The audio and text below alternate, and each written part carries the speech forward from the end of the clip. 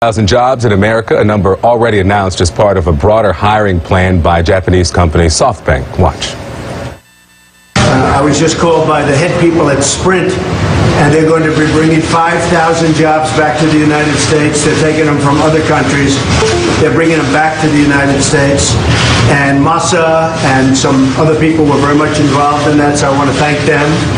And also OneWeb, a new company, is going to be hiring 3,000 people. So that's very exciting.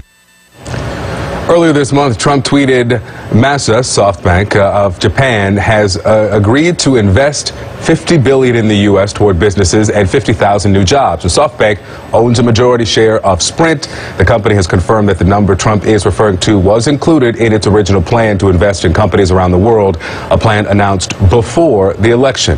So let's talk more about this. I'm joined now by Douglas Holt-Eakin, president of the American Action Forum and former director of the Congressional Budget Office. Good morning to you. So, good morning. How are you? I'm doing well, thank you. Is it appropriate for Donald Trump to take credit for these jobs?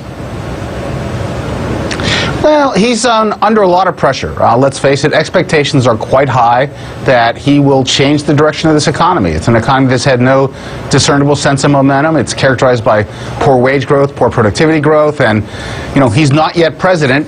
There's a lot of expectations about tax reform and regulatory reform and big infrastructure spending programs. And so in this vacuum before he's inaugurated, I think he's trying to maintain the momentum, maintain the expectation when he can't really do anything.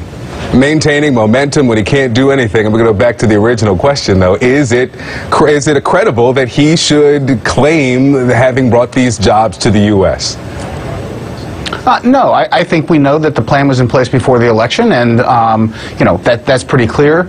So the question is, what will he actually get done once he's inaugurated and has a chance to implement some of these plans? As we talk about credit, Donald Trump tweeted out earlier this week about the U.S. Consumer Confidence Index up to 113 points, highest in 15 years. Thanks, Donald. Credit there, realistic and deserved? I think that's a realistic place where he should get some credit. Since the election, we've seen sharp increases in consumer confidence. We've seen a sharp rise in equity prices, the Dow Jones and other indexes. Those are traditionally associated with the electoral outcomes, and he won. So I think that's pretty fair. Would that not be also associated with jobs and investment and the increase of wage growth? I think that's going to be the main challenge of his presidency. We've seen the economy recover from a great recession, but we haven't seen wages recover in the way that most people had hoped. If he can deliver strong wage growth, he will be judged to be very successful, I think. One of the other challenges of his presidency, what to do about his business empire. Here's what Donald Trump said yesterday at Mar-a-Lago. It's not a big deal.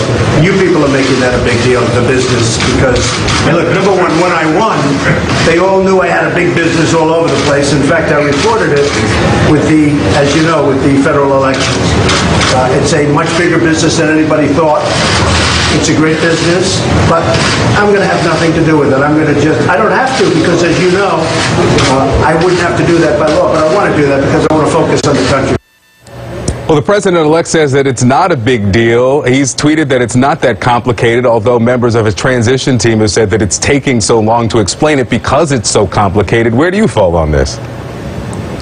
I think we have to wait and see, to be honest. There is the potential for conflicts of interest, and that's always true. It's been true of previous presidents and previous members of the executive branch.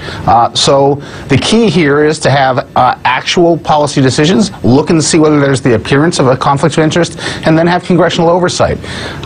This idea that we can somehow decide it in advance, in the abstract, I think is just too hard. We got to look at actual decisions and actual potential conflicts and decide on a case-by-case basis.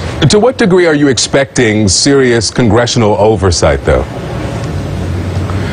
Oh, I think if we saw, a transaction that appeared to favor his businesses, Congress would look right into it. I don't have any real doubts about that.